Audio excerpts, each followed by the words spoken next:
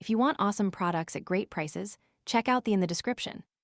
Robert F. Kennedy Jr.'s Radical Food Agenda, Zero Sugar, Dye-Free Future, a battle against big food and big government.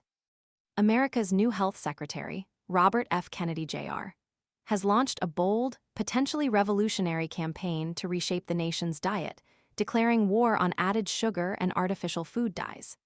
His pronouncements, delivered with the characteristic Kennedy flair and unwavering conviction, have sent shockwaves through the food industry and sparked intense debate across the nation.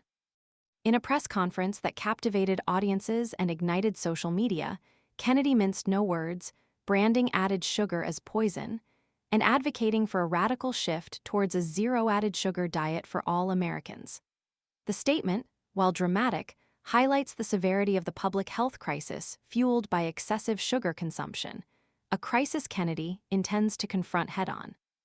While acknowledging the monumental challenge of completely eliminating added sugar from the food supply, a feat even the federal government might find insurmountable, Kennedy's zero-sugar recommendation isn't mere rhetoric.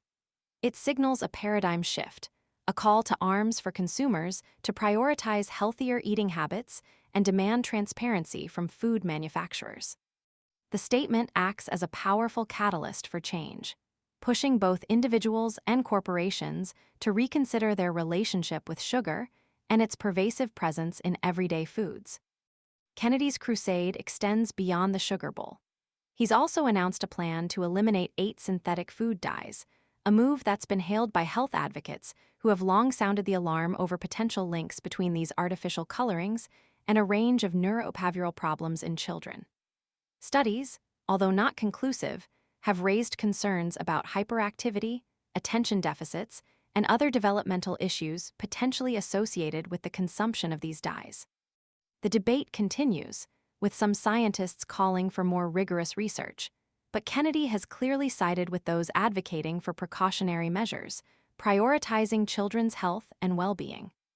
This bold stance, however, places Kennedy in direct conflict with powerful food industry giants, and his success hinges on navigating the complex landscape of regulatory hurdles.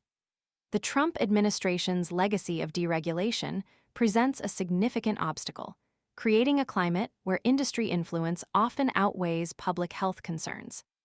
This is a David versus Goliath battle, with Kennedy aiming to champion the public good against the formidable lobbying power of established food corporations.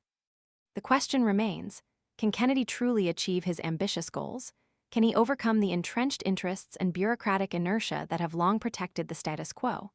The sheer audacity of his proposals suggests he intends to fight tirelessly, relying on public support and a burgeoning movement of health-conscious consumers. His success will not only depend on policy changes and regulatory reform, but also on a fundamental shift in public attitudes and dietary choices. Kennedy's approach, however, isn't without its critics. Some argue that his zero-sugar mandate is overly simplistic, neglecting the complexities of nutrition and the vital role of naturally occurring sugars in a balanced diet. Others express concern over potential unintended consequences of abruptly removing artificial dyes, questioning whether alternatives might pose their own set of health risks. The path ahead is undoubtedly fraught with challenges, requiring a carefully considered strategy that addresses these concerns without compromising the core objectives. Beyond the food agenda, whispers circulate regarding Kennedy's stance on vaccines.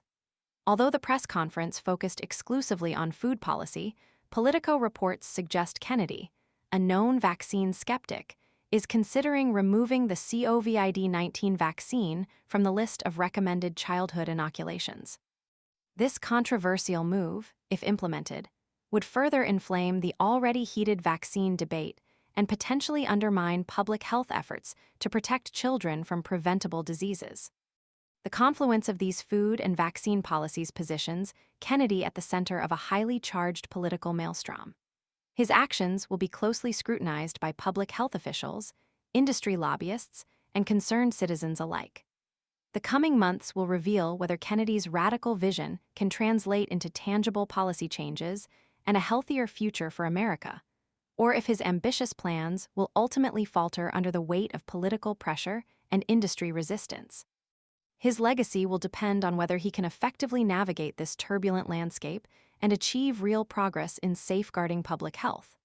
The battle has begun, and the outcome remains uncertain, adding another layer of complexity to this already contentious and dynamic situation.